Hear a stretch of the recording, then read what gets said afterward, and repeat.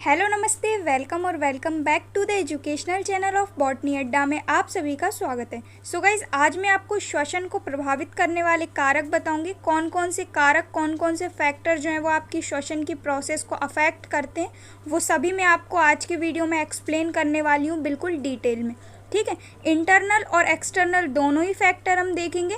यदि आपके एग्ज़ाम में ये क्वेश्चन लॉन्ग टाइप पूछा जाए तो आपको 3 से 4 फैक्टर याद करना है और लिखना है, और यदि आपके एग्ज़ाम में ये क्वेश्चन शॉर्ट टाइप पूछे जाए तो आपको 5 से 6 फैक्टर जो है वो याद करने हैं। ठीक है, तो चलिए स्टार्ट करते हैं आज का अपना टॉपिक, फैक्टर अफेक्टिंग रेस्पिरेशन।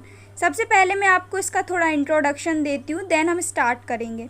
सो देखिए, श्वसन क्रिया की दर कई प्रकार के कारकों के द्वारा प्रभावित होती है। सामान्य परिस्थितियों में ऑक्सीश्वसन की दर श्वसन पदार्थ एवं ऑक्सीजन की मात्रा में वृद्धि के साथ साथ बढ़ती है। तो क्या होता है, जो आपकी श्वसन की प्रोसेस होती है वो कई प्रकार के फैक्टरों के द्वारा प्रभावित होती है। क्यों? क्योंकि जो आपका नॉर्मली श्वसन होता है सामान्यता कंडीशन में, वो ऑक्सीश्वसन होता है, यानी ऑक्सीजन की उपस्थिति में होता है। और ऑक्सीजन की उपस्थिति में यदि पर्याप्त मात्रा में आपको O2 नहीं मिलेगी तो आपकी श्वसन की प्रोसेस अच्छे से नहीं होगी, और यदि आपकी श्वसन की प्रोसेस अच्छी नहीं होगी तो आपकी जो श्वसन की रेट है वो कम हो जाएगी, है ना। तो इस टाइप से आपकी जो श्वसन की प्रोसेस है वो प्रभावित होती है, और इसको कई प्रकार के जो फैक्टर हैं वो प्रभावित करते हैं। इसके बाद दिया गया है पाश्चर इफेक्ट। सो देखिए, पाश्चर इफेक्ट में क्या होता है, कई एग्जाम्पल्स में ये देखा गया है कि ऑक्सीजन के कारण शर्करा का विघटन रुक जाता है तथा उनका संचय होने लगता है, और इसे पाश्चर इफेक्ट कहते हैं। बेसिकली क्या होता है, आपकी रेस्पिरेशन की प्रोसेस में आपका जो शर्करा है वो टूट जाता है।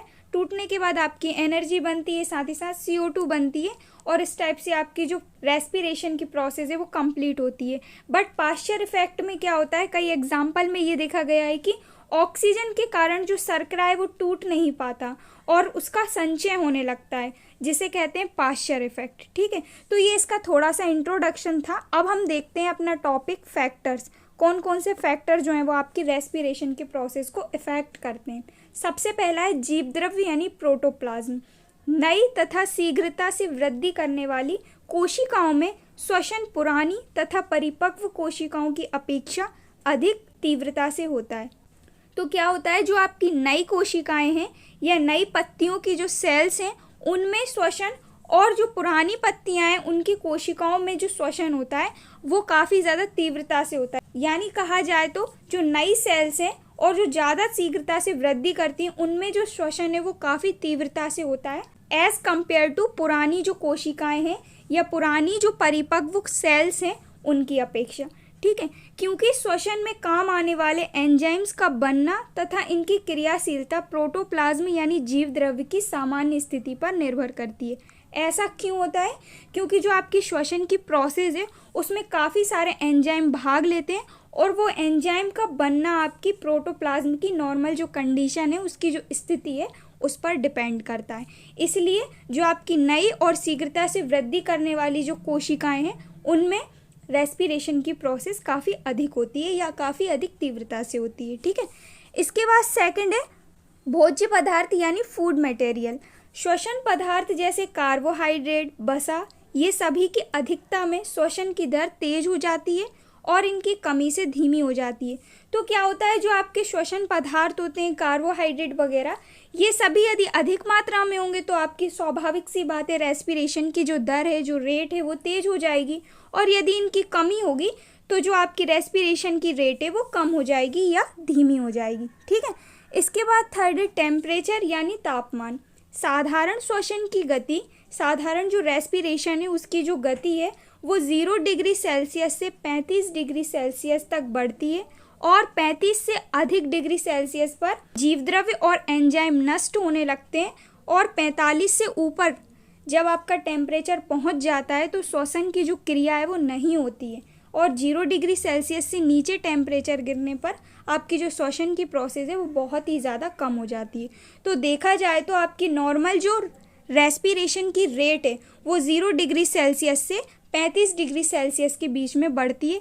इससे कम होने पर या इससे अधिक होने पर या तो आपकी श्वसन की प्रोसेस कम हो जाती है, या रुक जाती है, या बहुत ही ज़्यादा कम हो जाती है। ठीक है, तो ये हुआ आपका टेम्परेचर यानी तापमान। इसके बाद दिया गया है वाटर। वाटर में क्या होता है? जल जीव द्रव्य के सभी कोशिकाओं के लिए बहुत ज़्यादा इम्पॉर्टेंट होता है, बहुत ज़्यादा आवश्यक होता है। श्वसन की गति सूखे बीजों में यानी ड्राई जो सीड्स होते हैं उनमें बहुत धीमी होती है, क्योंकि इस अवस्था में जो आपका जीव द्रव्य है वो सुषुप्त अवस्था में रहता है। तो आपके जो ड्राई सीड्स हैं उनमें श्वसन की जो प्रोसेस है वो काफ़ी ज़्यादा धीमी होती है। धीमी क्यों होती है? क्योंकि आपका जो जीव द्रव्य है वो शुष्क अवस्था में रहता है। और मैंने आपको बताया था जो जीव द्रव्य है उसकी सभी क्रियाओं के लिए आपकी जो रेस्पिरेशन की प्रोसेस है उसकी जो रेट है वो आपके जीव द्रव्य पर डिपेंड करती है। यही कारण है कि ड्राई जो सीड्स होते हैं उनमें जो आपका जीव द्रव्य है, जो आपका प्रोटोप्लाज्म है, वो सुषुप्त अवस्था में होने के कारण आपकी जो श्वसन की प्रोसेस है वो धीमी होती है। तो कहने का मतलब है जितना ज़्यादा जल मिलेगा उतना ही आपका जो रेस्पिरेशन की प्रोसेस है वो तेज होगी। जल की कमी होने पर आपकी जो श्वसन की प्रोसेस की जो रेट है वो गिर जाएगी। ठीक है, इसके बाद दिया गया है नेक्स्ट CO2 की सांद्रता। O2 की सांद्रता भी मैं आपको बताऊंगी। सबसे पहले हम देखते हैं CO2 की सांद्रता यानी कार्बन डाइऑक्साइड की सांद्रता। तो कार्बन डाइऑक्साइड की सांद्रता बढ़ाने से श्वसन की दर घट जाती है, क्योंकि भूमि में वायु की उचित मात्रा नहीं होती है तो कार्बन डाइऑक्साइड की मात्रा बढ़ जाती है, जिससे श्वसन की दर कम हो जाती है। सो गाइस थोड़ा याद रखिएगा, जब हम कार्बन डाइऑक्साइड की सांद्रता को बढ़ा देते हैं तो आपकी जो रेस्पिरेशन की जो दर है वो घट जाती है। ऐसा क्यों होता है? क्योंकि जो आपकी वायु है भूमि के अंदर वो उचित मात्रा में नहीं होती है। इस कारण से कार्बन डाइऑक्साइड का जो लेवल है वो बढ़ जाता है और आपकी जो रेस्पिरेशन की प्रोसेस है वो कम हो जाती है। ठीक है, तो हम जब जब कार्बन डाइऑक्साइड की सांद्रता बढ़ाएंगे तो हमारी जो रेस्पिरेशन की प्रोसेस की जो दर है वो कम हो जाएगी। ठीक है, इसके बाद नेक्स्ट दिया गया है लाइट यानी प्रकाश। प्रकाश अप्रत्यक्ष रूप से श्वसन की दर को प्रभावित करता है।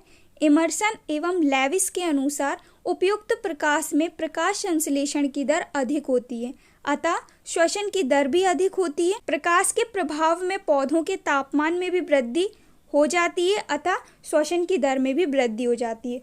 सो सिंपल सी बात है, जितना ज़्यादा प्रकाश मिलेगा उतनी ही आपकी रेस्पिरेशन की जो रेट है वो बढ़ेगी, और यदि प्रकाश की कमी होगी तो आपकी जो रेस्पिरेशन की प्रोसेस है उसकी जो रेट है वो घट जाएगी। ठीक है, मैं आपके इसके बाद नेक्स्ट दिया गया है O2 की सांद्रता। O2 की सांद्रता में क्या होता है? जो आपकी ऑक्सीजन है वो ऑक्सी श्वसन के लिए अति आवश्यक होती है। अति आवश्यक क्यों होती है? क्योंकि जो आपका ऑक्सी श्वसन है नाम से स्पष्ट है ये आपके ऑक्सीजन के प्रेजेंस में होता है। ठीक है, तो ऑक्सीजन के प्रेजेंस में आपका जब ऑक्सी श्वसन होता है तो ऑक्सीजन इम्पॉर्टेंट होगी ही, अतः यह भी श्वसन की दर को प्रभावित करने वाला महत्वपूर्ण कारक होता है। O2 की कमी होने पर पौधों में श्वसन की रेट कम हो जाती है या पौधों में श्वसन की जो दर है वो कम हो जाती है। इसीलिए आपकी जो O2 है वो पर्याप्त मात्रा में होनी चाहिए, वो अच्छी मात्रा में होनी चाहिए, तभी आपकी श्वसन की जो रेट है वो बढ़ेगी। उसकी थोड़ी सी भी यदि मात्रा कम होती है तो आपकी जो श्वसन की प्रोसेस की जो रेट है वो बिल्कुल लो हो जाती है, बिल्कुल कम हो जाती है। ठीक है, तो ये हुआ आज का अपना टॉपिक, श्वसन को प्रभावित करने वाले कारक। आशा करती हूँ आपको वीडियो क्लियर हुआ होगा, आपको टॉपिक क्लियर हुआ होगा। कोई भी डाउट हो आप मुझे नीचे कमेंट कर सकते हैं, मैं रिप्लाई ज़रूर करूँगी। मिलते हैं नेक्स्ट वीडियो में न्यू टॉपिक के साथ। गाइज आप पर्टिकुलर तरीके से नोट्स ज़रूर बना लीजिएगा। ठीक है, so thank you so much for watching, keep on learning.